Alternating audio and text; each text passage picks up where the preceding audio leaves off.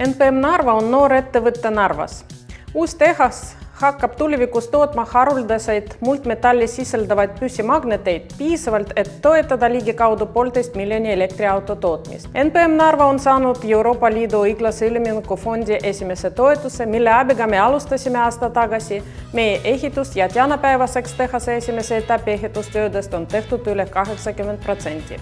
Me lõime väga tugeva meeskonda. Meie tiimis on inimesi üle kogu maailma, kellel on olemas unikaalne kogemus nii magnetivaldkonnas kui ka teistest vajalikest valdkondades. Samal ajal toetavad ka meie partnerid Hiinast ja Taist. Meie insenerid ja operaatorid õppisid Aasias. Saame uhkusega öelda, et meie praeguse tiimi liikmetel on unikaalsed teadmised ja kogemus Eesti jaoks. Juba praegu on meie mõju päris oluline piirkonna arengule. Kõigepealt need on uued töökohad.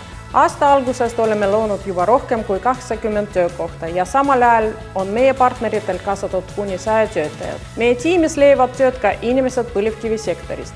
Teiseks, me saab ettevõtte, mis meelitab meie piirkonda teisi uusi ettevõtteid, kes juba alustavad või laiendavad oma tegevusi siia. Areneme ka koostöö Eesti rahvusvahelise haridusasutustega. Peame märkima ka meie panust maksustamisel ning see panus kasvab iga päevaga suuremaks ja olulisemaks.